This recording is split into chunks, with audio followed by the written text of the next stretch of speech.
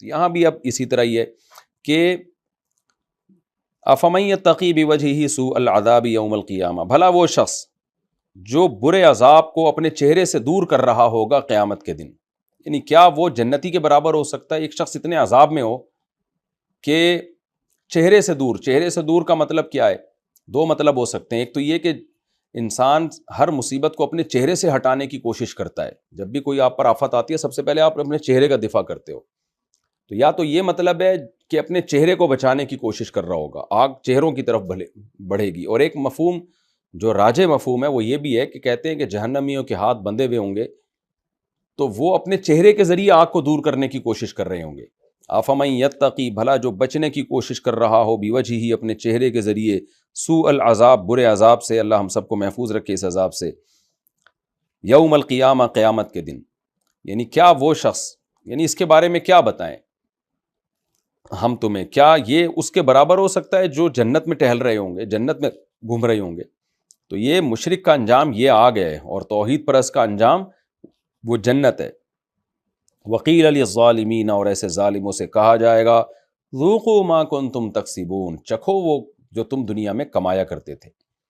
کذب الذین من قبلہم، ان سے پہلے لوگوں نے بھی جھٹلایا ہے. فاتاہم العذاب من حیث لا یشعرون، ان کے پاس بھی وہاں سے عذاب آیا جہاں سے ان کا گمان تک نہیں تھا. فاذاقہم اللہ الخزی فی الحیاۃ الدنیا، اللہ نے دنیا میں بھی ان کو ذلت کا عذاب چکھایا. قوم عاد، قوم سمود، قوم نوح علیہ السلام. وَلَعَذَابُ الْآخِرَةِ اکبر، اور آخرت کا عذاب تو اس دنیا کے عذاب سے بھی بڑا ہے. لَوْ كَانُوا يَعْلَمُونَ، کاش یہ لوگ جان لیتے. یہ اللہ کا کاش ہمارے کاش کی طرح نہیں ہوتا، یہ اگر کے معنی میں ہوتا ہے. یعنی اگر یہ لوگ جان لیتے، ایسا ہو جاتا تو بہت اچھا ہوتا کہ ان کو پتہ چل جاتا، اپنی آنکھوں سے دیکھ لیتے نا کہ آخرت کا عذاب کیسا ہے، یقین کر لیں ہماری آیتوں پر، تو یہ اچھا ہوگا ان کے حق میں. وَلَقَدْ ضَرَبْنَا لِلنَّاسِ فِي هَذَا الْقُرْآنِ مِنْ كُلِّ مَثَلٍ، ہم نے ان لوگوں کے لیے اس قرآن میں ہر طرح کی مثالیں بیان کی ہیں. واقعی اللہ نے کتنی مختلف مثالوں کے ذریعے باتوں کو سمجھایا ہے. پچھلے رکوع میں ایک مثال آئی تھی نا کہ کیسے کھیتیاں تباہ و برباد ہوتی ہیں، تو انسان کی کھیتی بھی ایسے ہی تباہ و برباد ہوگی. بہت ساری مثالیں اللہ دیتے ہیں. آگے بھی ایک اور مثال آ رہی ہے، لعلہم یتذکرون، شاید کہ یہ لوگ نصیحت حاصل کر لیں. قرآنا عربیا، کس قرآن میں بھائی؟ وہ قرآن جو عربی قرآن ہے، غیر ذی عوج، جس میں کسی قسم کی کوئی کجی نہیں ہے. وہی بات ہے کہ اس کے دعووں میں تضاد نہیں ہے، سقم نہیں ہے. میں نے ابھی تھوڑی دیر پہلے آپ سے کہا نا کہ جو غلط ہوتے ہیں نا ان کی باتوں میں وہ پائیدار بات نہیں کرتے، کسی بات پہ ایک جگہ ٹکتے نہیں ہیں، اور کانفیڈنٹلی بات بھی نہیں کر رہے ہوتے. ہاں جھوٹ کانفیڈنٹلی بول رہے ہوتے ہیں، ان کو خود پتا ہوتا ہے کہ وہ غلط بول رہے ہیں. تو آپ جتنے بھی باطل فرقے ہیں نا، آپ ذرا ان کی تقریریں سنیں، ان کی تقریروں میں اتنا تضاد ملے گا، بس مجمع گرم کرنا ہوتا ہے انہوں نے، عوام کو جو ہے وہ ایک انٹرٹین کرنا ہوتا ہے ایک طرح سے انہوں نے. تو اللہ کہتے ہیں اچھا باطل کتابوں میں بھی آپ دیکھ لیں تضاد ہوگا آپ کو. آپ آسمانی کتابوں میں دیکھ لیں جن میں تحریف ہوئی ہے، ان میں آپ کو پائیداری نظر نہیں آئے گی، آپ کو سمجھ میں نہیں آئے گا بھئی یہ کتاب کہنا کیا چاہ رہی ہے. اور جو آسمانی کتابیں نہیں ہیں، دیگر مذہبی کتابیں، ان میں بھی آپ کو کوئی مدعا واضح نظر نہیں آئے گا. اللہ کہتے ہیں یہ جو کتاب ہم نے نازل کی ہے غیر ذی عوج، اس میں کسی قسم کی کجی نہیں ہے، بالکل سیدھی سیدھی بات کر رہی ہے. خدا کی قسم یہی ایک آیت میں سمجھتا ہوں ایمان لانے کے لیے کافی ہے، یعنی قرآن پر یقین کرنے کے لیے. الحمد سے لے کے والناس تک قرآن پڑھیں. ہمیں قرآن کی قدر اس لیے نہیں ہے کہ ہم نے دوسری کتابیں پڑھی نہیں، ہم کیونکہ مسلمان پیدا ہوئے ہیں نا. غیر مسلم اگر اس قرآن کو نیوٹرل ہو کے سمجھے گا نا، وہ پکار اٹھے گا کہ بھائی مجھے راستہ مل گیا. اور پکار اٹھتے ہیں جو نیوٹرل ہو کے قرآن پڑھتے ہیں اس تلاش میں کہ ہمیں واقعی سیدھا راستہ ملے، تو وہ پکار اٹھتے ہیں کہ ہمیں راستہ مل گیا ہے. یہ انسانوں کا بنایا ہوا کلام نہیں ہو سکتا. تو اللہ کہتے ہیں غیر ذی عوج، اس میں غیر ذی عوج، اس میں کوئی کجی نہیں ہے. لعلہم یتقون، شاید کہ یہ لوگ ڈر جائیں اس عذاب سے جس کا اللہ قرآن میں تذکرہ کرتا ہے. یعنی قرآن پر یقین کر لیں، جب یقین کریں گے تو جنت جہنم پہ بھی یقین ہوگا، پھر اللہ کا خوف بھی ان میں پیدا ہوگا. پھر اللہ ایک اور مثال دے رہے ہیں. میں نے بتایا تھا نا اللہ اس صورت میں کمپیئر بہت کر رہے ہیں مثالوں کے ذریعے. توحید پرست اور مشرک کی مثالیں، ہدایت یافتہ اور گمراہ کی مثالیں، دونوں کو اللہ کبھی جہنم کے عذاب کی مثال دے کے کمپیئر کر رہے ہیں، کبھی دنیا کی مثال دے کے کمپیئر کر رہے ہیں. کبھی اللہ نے مثال دی کہ جس کے سینے کو اللہ اسلام کے لیے کھول دے، کیا وہ اس کے لیے اس جیسا ہو سکتا ہے جس کا سینہ تنگ ہوا ہوا اس کو سمجھ میں ہی نہ آ رہا ہو. تو یہاں بھی اللہ نے ایک اور مثال دی. ضرب اللہ مثلا رجلا، اللہ مثال بیان کرتا ہے اس شخص کی، فیہ شرکاء، جس میں بہت سارے شریک ہوں، یعنی مالک ہوں اس کے جو شریک ہوں آپس میں. غلام دو آدمیوں کا بھی ہو سکتا ہے نا، دو آدمیوں نے مل کے ایک غلام خریدا آدھا آدھا، تو اب وہ دو آدمی اس غلام کے مالک ہیں، یہ دو سے زیادہ لوگ اس غلام کے مالک ہیں، اور وہ متشاکسون، آپس میں زدہ زدی بھی کرتے ہیں، جھگڑے بھی کرتے ہیں آپس میں. ایک مولا یہ کہہ رہا ہے تو میرے لیے پانی لے کر آ، دوسرا کہہ رہا ہے نہیں پانی نہیں لے کر آ، تو ایسا کر روٹی پکا جا کے، تیسرا کہہ رہا ہے نہیں یہ کر، چوتھا کہہ رہا ہے یہ کر. تو اس غلام کی حالت کیا ہوگی؟ وہ تو پس جائے گا بیچارہ عذاب میں.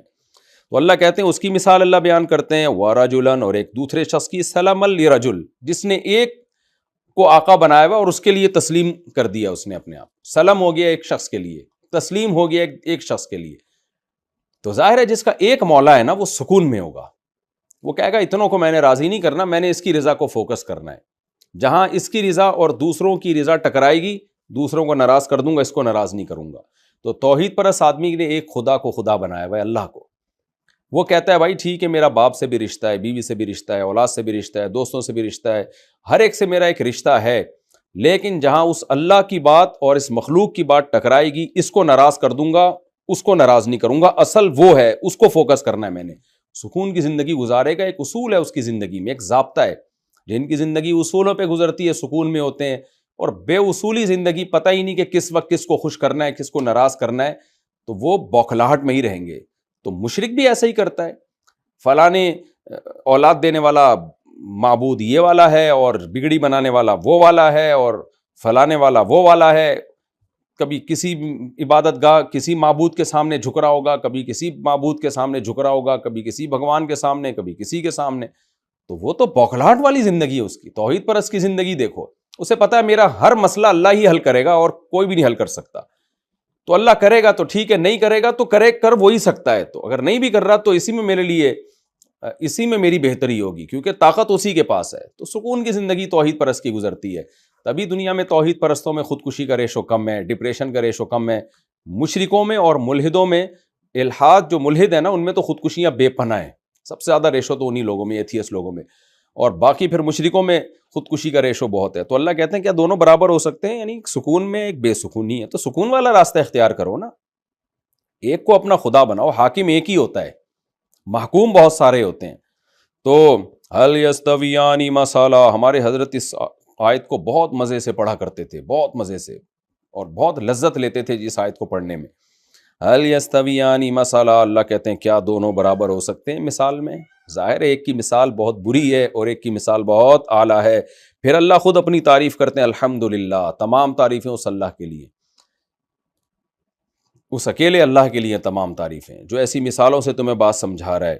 تو ہونا یہ چاہیے تھا کہ لوگ ان مثالوں پر عمل کرتے، لیکن اللہ کہتے ہیں عمل تو کیا کرنا، بل اکثرهم لا یعلمون، ان میں اکثر لوگ جانتے ہی نہیں ہیں، سیدھے راستے کو پہچانتے ہی نہیں ہیں. پہچانے کے بعد عمل کا راستہ ہے نا، یہ تو اس سے بھی اعلیٰ، یعنی ایک جہالت میں گئے ہوئے ہیں کہ پہچانتے ہی نہیں ہے راستہ، جانتے ہی نہیں ہیں. انک میت وانہم میتون، نبی صلی اللہ علیہ وسلم کی جب یہ آیات مشرکین کے سامنے تلاوت کی جاتی نا، تو ظاہر ہے وہ تو ان پر تو نازل ہو رہا تھا کلام سامنے، اور مشرکین دیکھ رہے تھے.